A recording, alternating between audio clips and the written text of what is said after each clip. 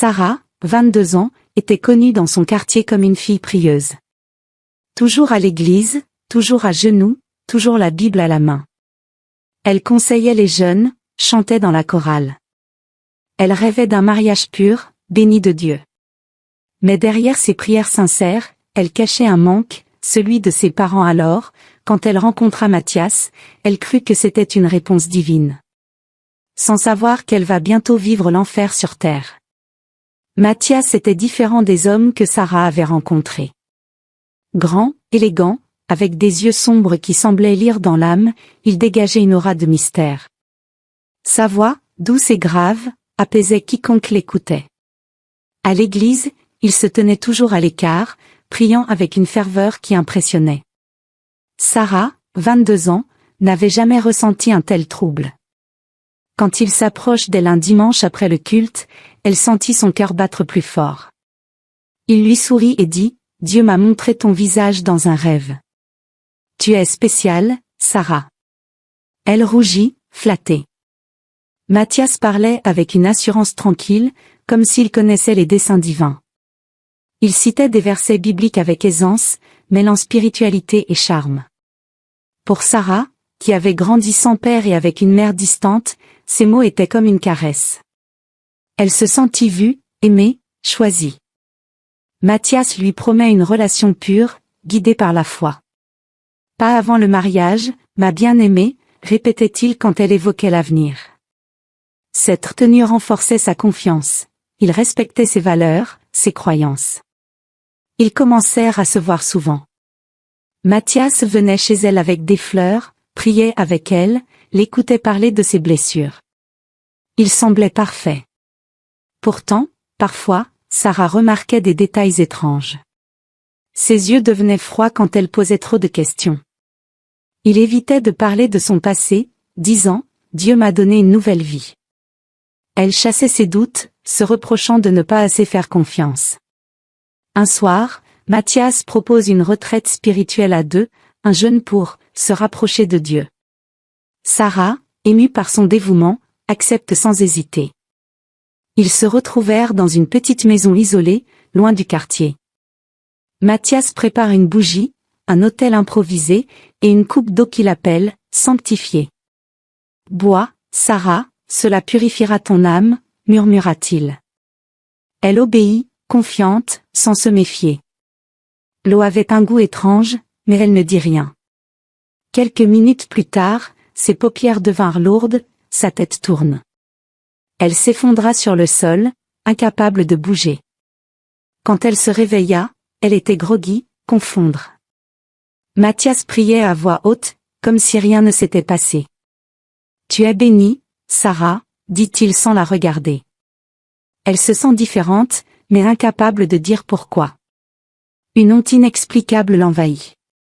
Elle exigea ce qui s'était passé, mais il répondit, « Dieu a agi. » Ne pose pas de questions humaines à une œuvre divine. Sarah rentra chez elle, troublée, mais n'osa rien dire. Elle avait peur de douter, peur de trahir sa foi. Mathias, lui, restait calme, presque trop parfait. Les semaines suivantes, il devint plus lointain. Il venait moins souvent, prétextant des « missions spirituelles ». Sarah, elle, sentait un vide en grandir. Elle priait pour comprendre, mais aucune réponse ne venait. Elle ignorait encore que cette nuit avait planté en elle une graine empoisonnée, camouflée sous des mots d'amour et de foi. Mathias n'était pas celui qu'il prétendait être, mais Sarah, aveuglée par sa confiance, ne voyait rien venir. Sarah avait toujours cru que la prière était son refuge. Ce soir-là, dans la petite maison isolée, elle s'attendait à une nuit de communion spirituelle avec Mathias. Le jeûne à deux, disait-il, les rapprocherait de Dieu. La pièce était simple, un matelas au sol, une bougie vacillante, et une petite table où trônait la fameuse « eau sanctifiée ». Sarah, confiante, suivait chaque geste de Mathias. Il parlait avec une telle douceur qu'elle se sentait en sécurité, comme protégée par un ange. Vers minuit, il lui tend la coupe. « Bois, Sarah. C'est une offrande à Dieu », murmura-t-il. L'eau avait une odeur métallique, mais elle ne voulait pas le contrarier. Après tout, Mathias semblait si pieux. Elle avala le liquide d'un trait, espérant ressentir une chaleur spirituelle. Mais au lieu de cela, une lourdeur envahit son corps. Ses jambes tremblaient, sa vue se brouilla. Elle voulait parler, mais sa langue ne répondait plus. Elle s'effondra, inconsciente, sur le matelas. Quand elle revint à elle, le jour perçait à peine. Elle était nue, allongée sur le sol froid. Une douleur sourde pulsait dans son ventre. Mathias, à genoux, priait avec ferveur, comme si rien d'anormal ne s'était produit. Sarah, confuse, exigea ce qui s'était passé. Il la regarda avec un sourire étrange et dit, « Tu as été purifiée, Sarah. Tu es maintenant prête pour notre destinée spirituelle. » Ces mots, au lieu de la rassurer, la glacèrent. Elle se sentait sale, vulnérable, mais n'avait aucun souvenir précis. Avait-elle rêvé? Était-ce un acte divin, comme il le prétendait? Elle se rhabilla en silence, les mains tremblantes. Mathias continuait de prier, ignorant ses regards perdus. Sur le chemin du retour, Sarah pleura sans savoir pourquoi. Une voix en elle criait que quelque chose n'allait pas, mais elle la fit taire. Elle avait peur de douter de Mathias, peur de remettre en question ce qu'elle croyait être une bénédiction. Elle rentra chez elle, se lave longuement, en espérant effacer cette sensation de souillure. Mais le malaise persistait. Les jours suivants, elle tenta de réparer à Mathias. Il restait évasif, disant qu'elle devait faire confiance à Dieu. Elle n'osa pas insister. Elle se sentait coupable, comme si elle avait péché sans le savoir. Elle cessa d'aller à l'église aussi souvent, de peur que les autres ne lisent sa honte sur son visage. Elle priait seule, demandant à Dieu de lui expliquer ce qui s'était passé. Mais aucune réponse ne venait, seulement un vide grandiose. Ce qu'elle ignorait, c'était que cette nuit avait marqué le début d'un cauchemar. L'eau qu'elle avait bue n'était pas sanctifiée. Mathias n'était pas un homme de Dieu, mais un manipulateur habile, utilisant la foi comme un piège. La purification qu'il avait vécue cachait un acte bien plus sombre, dont Sarah ne comprendrait la portée que plus tard. Pour l'instant, elle vivait dans la confusion, partagée entre sa foi aveugle et une peur qu'elle n'osait nommer. 2 mois après cette nuit étrange, Sarah remarque des changements dans son corps. Son ventre s'arrondissait légèrement, ses seins devenaient sensibles. D'abord, elle pense à une prise de poids due au stress. Mais un matin, prise de nausée, elle achète un test de grossesse. Le résultat de la figure, positif. Elle relut les instructions, refit le test. Toujours positif. C'était impossible. Elle n'avait aucun souvenir d'un rapport avec Mathias. Il n'avait jamais dépassé les limites qu'il avait fixées, pas avant le mariage. Paniquée, elle appelle Mathias. Il a répondu avec un calme glacial, « C'est un miracle, Sarah. Cet enfant est spirituel, un prophète envoyé par Dieu. » Ces mots, au lieu de la rassurer, la troublèrent encore plus. Comment pouvait-elle être enceinte sans avoir eu de relation? Elle se rend chez un médecin, espérant des réponses. Mais les examens compliquèrent tout. L'échographie montre une masse dans son utérus, mais aucun battement de cœur. Le médecin, perplexe, parle d'une grossesse anormale et demande des analyses supplémentaires. Sarah rentra chez elle, terrifiée.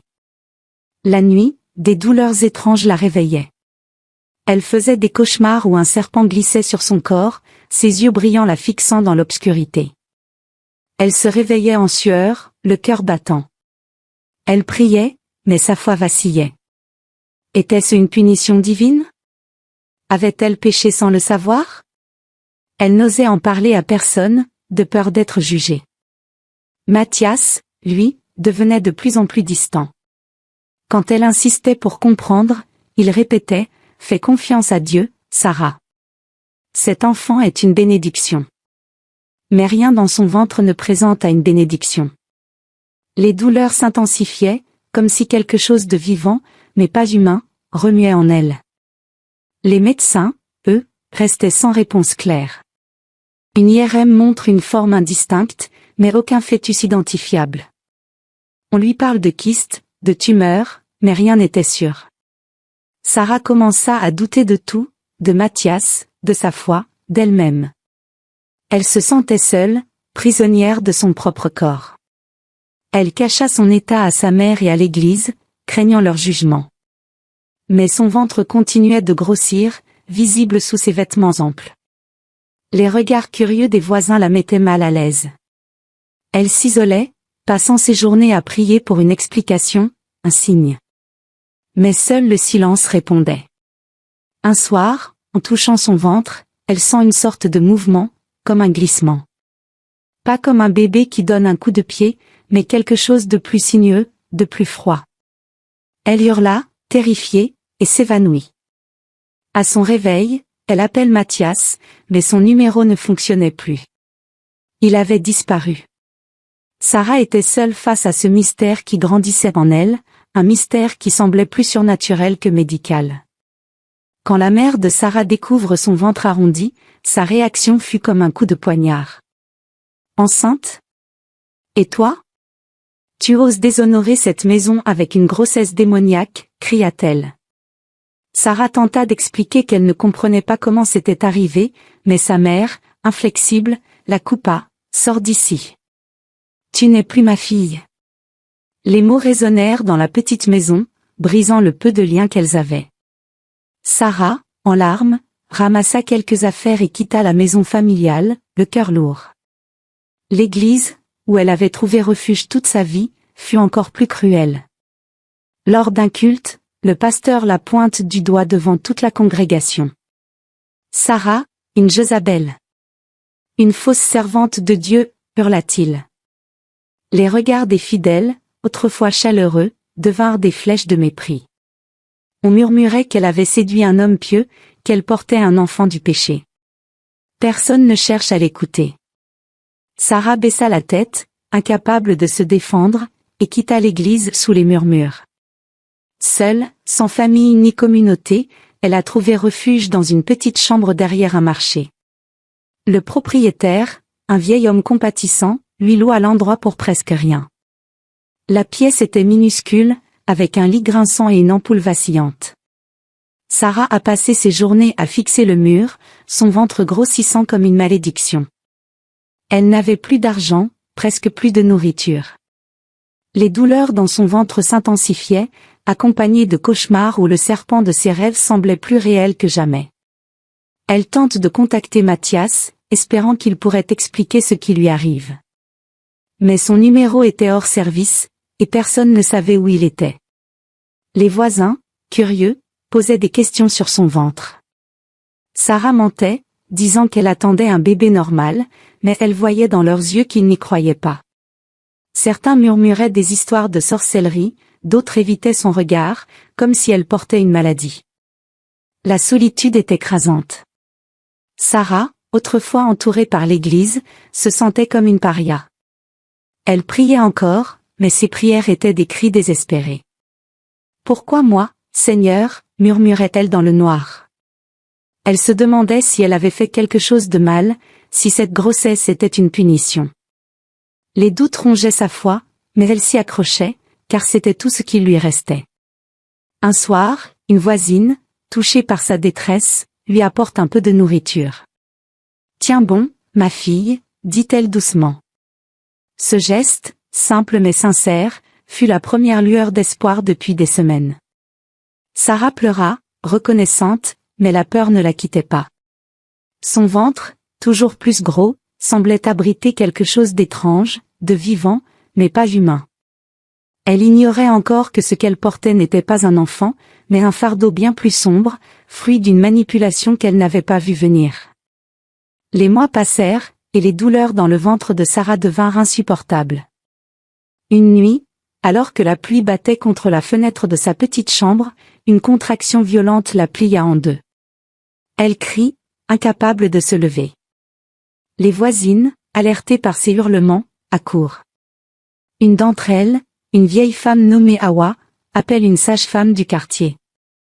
Sarah, en sueur, tremblait de peur et de douleur. Elle ne savait pas ce qui sortait de son corps, mais elle sentait que ce n'était pas normal. La sage-femme arrive, une femme robuste avec des années d'expérience. Elle pose ses mains sur le ventre de Sarah, fronça les sourcils. Ce n'est pas un bébé normal, murmura-t-elle, perplexe. Les contractions s'intensifièrent, et Sarah en perdit presque connaissance. Les voisines priaient à voix haute, certaines tenant des chapelets, d'autres brûlant de l'encens pour chasser les mauvais esprits. L'atmosphère était lourde, presque irréelle. Quand le moment de l'accouchement arrive, ce qui sortit de Sarah fit taire tout le monde. Pas de cris de bébé, pas de pleurs. À la place, un sac sombre, gluant, tomba sur le drap. La sage-femme, tremblante, le prend avec précaution. En l'ouvrant, elle pâlit. À l'intérieur, il n'y avait pas d'enfant, mais une longue peau de serpent, sèche et enroulée, comme une nuit abandonnée. Les voisines hurlèrent, certaines s'enfuirent. La sage-femme, terrifiée, s'évanouit. Sarah, à bout de force, sombra elle aussi dans l'inconscience. Quand elle se réveilla, elle était seule dans la chambre. Le sac et la peau avaient disparu, emportés par une voisine superstitieuse qui voulait les brûler. Sarah, encore faible, pleurait sans comprendre. Elle demanda où était Mathias, mais personne ne l'avait vu depuis des semaines. Son numéro était toujours hors service, son adresse introuvable. Il s'était volatilisé, comme s'il n'avait jamais existé. Les voisines chuchotaient entre elles, parlant de malédiction, de sorcellerie. Certaines disaient que Sarah avait été maudite par un esprit malin, d'autres qu'elle avait attiré ce malheur en s'éloignant de Dieu. Sarah, elle, ne savait plus quoi penser. Était-ce un cauchemar? Un châtiment? Elle se sentait vidée, brisée, mais étrangement libérée. Son ventre était plat, mais son âme portait encore le poids de cette nuit maudite. Quelques jours plus tard, une voisine osa lui parler. Ce que tu as porté, ce n'était pas un enfant, mais un esprit mauvais. Tu as été utilisée, ma fille. Ces mots, bien que durs, firent écho en elle. Sarah a commencé à relier les pièces du puzzle, l'eau étrange, les paroles de Mathias, son comportement mystérieux. Elle comprit qu'elle avait été manipulée, mais elle ignorait encore par qui ou pourquoi. Tout ce qu'elle savait, c'était que cette épreuve l'avait changée à jamais. Après l'accouchement terrifiant, Sarah reste cloîtrée dans sa chambre, incapable de parler. Les voisines, bien qu'effrayées, continuaient de lui apporter à manger, par pitié. Mais Sarah ne mangeait presque pas. Elle fixait le vide, hantée par la peau de serpent et les mots de Mathias. Sa foi, autrefois son refuge, semblait brisée. Elle se demandait si Dieu l'avait abandonnée ou si elle avait été punie pour avoir cru en un faux prophète. Un matin, une vieille femme nommée Mama Jeanne frappa à sa porte. C'était une intercesseure respectée dans le quartier, connue pour ses prières puissantes. Elle entre sans attendre d'invitation, s'assit près de Sarah et pose une main chaude sur son front. « Ma fille, tu as traversé les ténèbres, mais tu es encore là. Dieu ne t'a pas oublié, dit-elle doucement. » Sarah éclata en sanglots, racontant tout, Mathias, l'eau sanctifiée, la grossesse, l'accouchement. Mama Jeanne écouta sans juger, son visage marqué par la compassion. Elle prend ses mains et pria. Pendant des heures, sa voix résonna, invoquant protection et délivrance. Sarah sentit une chaleur étrange l'envahir, comme si un poids quittait son corps. À la fin, Maman Jeanne parla, cet homme n'était pas un homme. C'était un envoyé des ténèbres, un serpent déguisé. Il a planté une semence spirituelle pour voler ta destinée. Mais Dieu t'a protégé. Tu es libre maintenant. Ces mots bouleversèrent Sarah. Pour la première fois, elle sentit une lueur d'espoir. Mama Jeanne lui expliqua que certains manipulent la foi pour piéger les âmes vulnérables. Mathias avait utilisé la religion comme une arme, exploitant la confiance de Sarah. La peau de serpent, selon Mama Jeanne, était le symbole de cette malédiction, un signe que le mal avait été expulsé. Sarah ne comprenait pas tout, mais elle sentit une paix fragile revenir. Mama Jeanne resta plusieurs jours, priant avec elle, lui apprenant à se relever. Elle lui dit, « Ta douleur n'est pas ta fin, mais ton commencement. Dieu va utiliser ton histoire pour sauver d'autres. » Sarah, encore fragile, commença à y croire. Elle se remet à prier, non pas pour plaire à l'Église, mais pour se reconnecter à elle-même. Lentement, elle retrouva la force de sortir, de parler, de sourire. Elle rend visite à Mama Jeanne régulièrement, apprenant à discerner la vraie foi des manipulations spirituelles. Elle comprit que sa naïveté l'avait rendue vulnérable, mais que sa survie était une preuve de sa force. Elle n'était plus la fille pieuse qui cherchait l'approbation des autres. Elle voulait comprendre maintenant qui elle était, loin des jugements. Un soir, seule dans sa chambre, Sarah ouvre sa Bible. Elle lut un verset, « La vérité vous rendra libre ». Ces mots résonnèrent profondément. Elle comprit que sa délivrance ne venait pas seulement de la prière, mais de son courage à affronter la vérité, aussi douloureuse soit-elle. Elle n'oublierait jamais Matthias ni la peau de serpent, mais elle refusait de les laisser définir sa vie. Sarah savait qu'elle ne serait plus jamais la même. Après l'épreuve, elle oscillait entre peur et détermination. Mama Jeanne avait l'idée de retrouver un semblant de paix, mais la reconstruction était un long chemin. Elle décide de reprendre sa vie en main, pas pour plaire à l'Église ou à sa mère, mais pour elle-même. Elle voulait se redécouvrir, loin de la honte et de la douleur. Elle recommande à prier, mais différemment. Avant, elle priait pour être vue comme une bonne chrétienne. Maintenant, elle cherchait des réponses, une connexion authentique avec Dieu. Elle relut sa Bible, soulignant des versets sur la force et la guérison.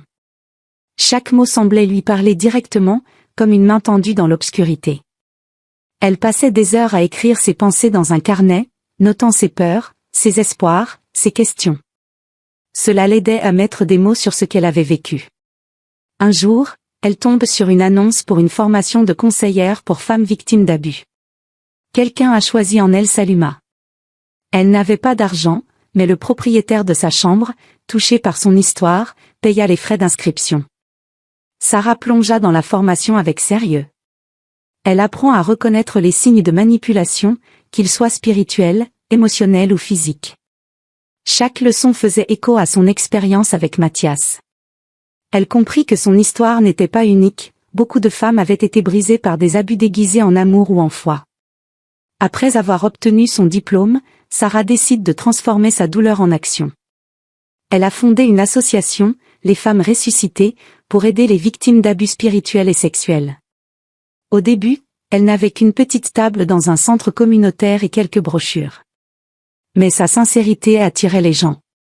Des femmes du quartier lui parleront ultérieurement, partageant des histoires similaires, des pasteurs qui promettaient des bénédictions en échange de faveurs, des hommes qui utilisaient la religion pour manipuler. Sarah écoutait, conseillait, priait avec elle. Elle se sentait utile, vivante. Fils Association grandit. Des bénévoles se joignent à elle, et bientôt, elle organise des ateliers sur le discernement spirituel et la reconstruction personnelle. Elle apprend aux femmes à reconnaître les « serpents » dans leur vie, ces personnes qui se cachent derrière de belles paroles pour faire du mal. Elle partageait son histoire sans honte, montrant que survivre était une victoire. Chaque témoignage qu'elle entendait renforçait sa conviction. Elle n'était pas seule, et sa douleur avait un sens. Sarah retrouva aussi une foi nouvelle, plus personnelle, moins dépendante des institutions. Elle ne retourna jamais dans son ancienne église, mais même elle trouva une petite communauté où elle pouvait être elle. Elle apprend à pardonner, non pas à Matthias, mais à elle-même, pour s'être laissée manipuler. Ce pardon fut son plus grand pas vers la guérison. Un soir, en regardant les étoiles, elle sourit. Elle n'était plus la jeune fille naïve d'autrefois. Elle était une femme forte, une survivante, une lumière pour d'autres. Les femmes ressuscitées sont devenues son héritage, une preuve que même les blessures les plus profondes ont pu donner naissance à quelque chose de beau. Sarah comprit que le vrai serpent n'était pas un animal, mais un manipulateur déguisé en homme de foi. Lors d'une conférence, elle dit « Le plus grand serpent parle comme un saint pour mordre votre âme ». Ces mots devinrent un cri de ralliement. Son association, les femmes ressuscitées, aidait les victimes d'abus spirituels à guérir et à se relever. Sarah apprend aux femmes à reconnaître les pièges, à faire confiance à leur instinct. Elle se pardonne sa naïveté, retrouvant une foi personnelle, loin des églises corrompues. Aujourd'hui, elle vit libre, forte, guidant d'autres vers la lumière. Son histoire a sauvé des vies, brisé des silences. Sarah prouve qu'après la morsure d'un serpent, on peut renaître. Sa leçon, méfiez-vous des belles paroles, cherchez la vérité, et transformez vos blessures en force pour aider les autres. Abonnez-vous pour ne pas rater nos histoires.